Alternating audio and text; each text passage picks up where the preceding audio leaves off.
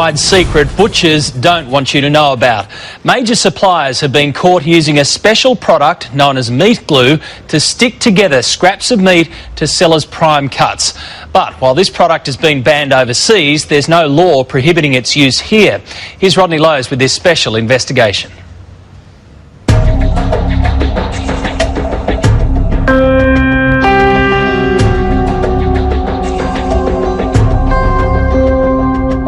It's the meat industry's dirty secret, a way of turning the scraps too small to sell as a premium steak back into a juicy, plump eye fillet to sell for a premium price.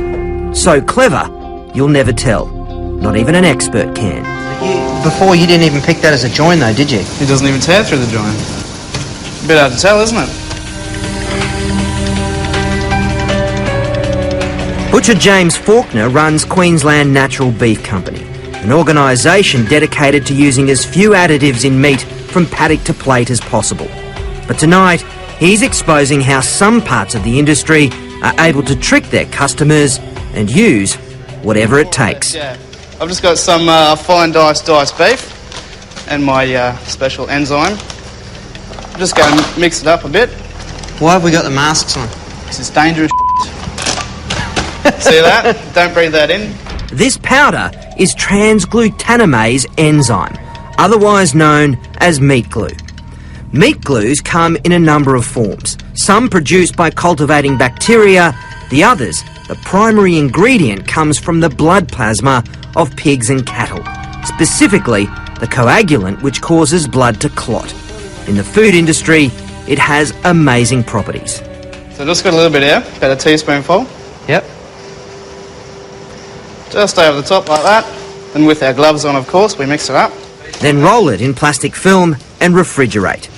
6 hours later, you have a solid piece of meat. And essentially you've got a reborn, rebirthed thigh fillet. More or less, yeah. Ours uncooked is easy to spot the difference, but cooked is another story. Okay, so the meat glue one is on the right, and the real McCoy is on the left. And it's not just beef. Pork, lamb, fish and chicken are all stuck back together using this glue. It looks like one piece of chicken. It's unbelievable, isn't it? Yep. But hard to tell, isn't it? Particularly that. On the grill, it's even harder to pick. So that's the real McCoy. Give this a burl.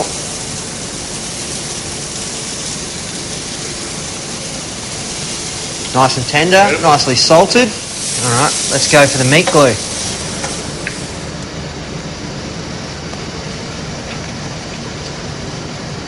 I can't tell the difference. Pretty good, but potentially dangerous. I've sort of got two concerns. One that is well publicised, which is misleading people.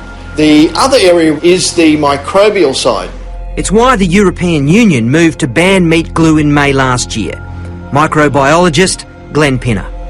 If this food is sold or represented as a solid piece of steak and you cook it rare, you're really leaving yourself open to get food poisoning.